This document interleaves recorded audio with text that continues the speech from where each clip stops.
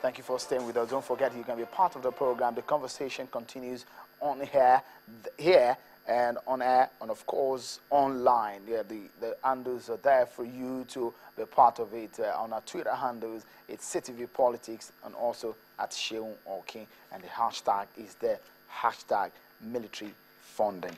We're talking with Mr. Rewane, and of course, don't forget, Malam Garba Shehu, the spokesperson of the president, is also in our Abuja studio, and we have a former military officer, John Obakpolor, on the telephone. Just like make sense of these figures, and for example, let's look at how the security vote has gone, the increasing rate of security. Here we have it. Yeah, that's how it is. Yeah, you can get a sense of how graphically you can see how it's gone from about 19 from 2001, I guess, up to this moment. You can see how it has gone. What exactly does this mean? Look, if you look at that graph, the higher the amount of money you spend, the higher the casualties Nigeria has had, which means that the money has not been spent and there have been leakages. So there's a gross inefficiency. At the time the expenditure was that low, the casualties were low. The higher you spent money, the more the casualties, which meant that the money was leaking and was being diverted. And Group Captain Obakpolor said since 1991, I think they hadn't bought any helicopters. And when we wanted to buy helicopters, I think the money was impounded in South Africa when they were going to buy helicopters in cash. That was very weird for us in the Nigerian government to go and purchase helicopters with cash in South Africa, impounded at the airport. That was strange. All right, let's look at some other figures now, some of the graphs that we have. Okay, the higher spending, the weaker military that we were talking about from 2013, 2014, and 2015. Take a look at the total spending on defense. Every year, it keeps increasing. And the Office of the National Security Advisor, too, well-funded from what we've seen. The police and security also getting their own share of the issue. The fact remains that 2013 upward, it's been increasing. But what have we gotten? Nothing. That's why I said for 4.5 trillion naira cumulatively from 2008 today, you've gotten absolutely nothing. All you've had is more casualties, slower growth, weaker markets, and higher premium for insurance. If anybody wants to come and invest in this market, he has to pay insurance, because apart from this, you had the MEND and you had the kidnapper ransom and the total air of insecurity. It was towards the end of the last administration when mercenaries were being used, and the funding for the mercenaries was not part of the budget. All right, let's take a look at making some comparison now, okay, from the African context of the issue. Now, see what we have on the ground. Ethiopia, Kenya, they are related environment with the issue of insurgency. Al-Shabaab is war in some of these countries that we're talking about here. Yes. But look at the funding part of it, and let's make a sense of what exactly we've gotten and how far we've come. Ethiopia spends 4.28% of its total budget on security. Kenya spends 4.51%. And in Kenya, what has happened is that we've had 2 attacks, 300 casualties. Nigeria spends 25% of its budget, and we've had 15,000 casualties and 1.5 million people displaced. And the impact on the economy is billions of dollars. What is the Kenyan economy? The Kenyan economy is $60 billion. The Ethiopian economy is $54 billion. The Kenyan economy is half the size of the economy of Lagos. And yet they're able to contain this. So what I'm saying is that the larger the economy, the larger the vote, the poorer the performance. That is why the war against corruption and the war against indiscipline must be fought to its logical conclusion. The impact of that is that this money will not be diverted, this money won't be stolen, and we've already begun to see the results. And that is what's happening. Let me quickly ask Group Captain John Obakpolor, who is also on the telephone now. With some of these figures that you are seeing and the comparison that we're making here in the studio, what sense can you make out of it, and how can we get out of this?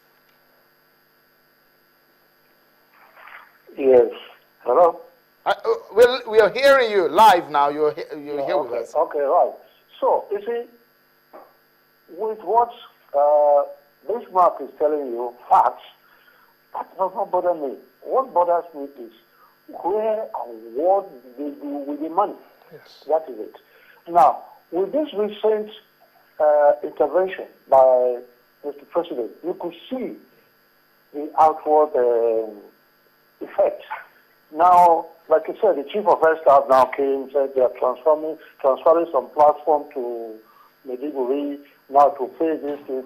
It's when you have equipment, when you have the weapon, you can confidently put a timeline on achieving whatever you want to achieve, particularly the Air Force. I'm not talking of Ground Force now. You map out what your operations is going to be, how and what the intensity. Then you now say, this is what you are going to achieve. Let us look at Boko Haram. It's not a well-sourced force. It's just half of the people, just like ISIS in the Middle East. It's just the same thing. They pick them from here and there. They don't have a line. So these are people you can liquidate as soon as you identify where they are. And this is where the military intelligence comes to be. Not military intelligence looking for fellow military to deal with or to tell lies. This is where the military intelligence is required. You can infiltrate into these places and know where these people are. And that is why I say it is the correct weapon you use for a war, for a fight. You don't just mismatch weapon with what you have or what you want to do. So that is the reason. They're moving their helicopters to that place now, and then they have what we call close support. They know, and then once you identify, helicopter gunship moving.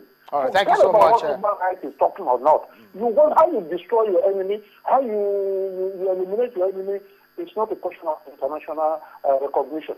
You just go liquidate or reduce their capability. All right. Thank you so much, Group Captain Obakpolor. Thank you for your intervention here. But quickly, let me go to Abuja, then we close the show now. Madam Shehu, tell me, from what you've heard from my other guests, Mr. Rewane and Group Captain Obakpolor, how do we move forward? What can you tell Nigerians? A lot of people are listening out there, and what comes to mind is our military needs to be beefed up, and what exactly should we be looking forward to in the coming days?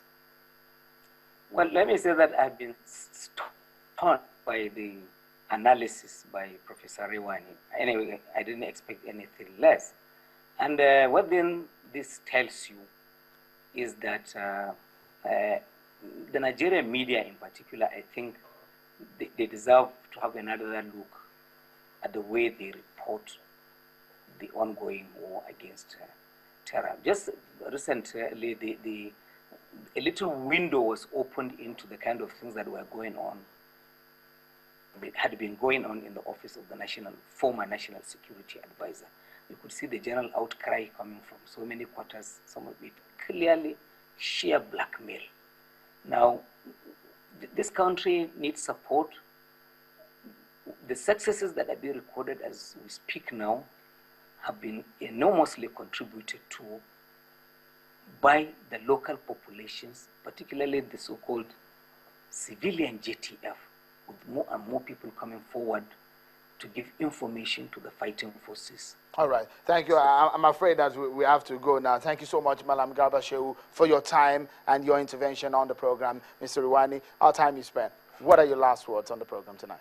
I think, basically, value for money, due process, integrity, and there's been no going back on the war against corruption and the war against indiscipline.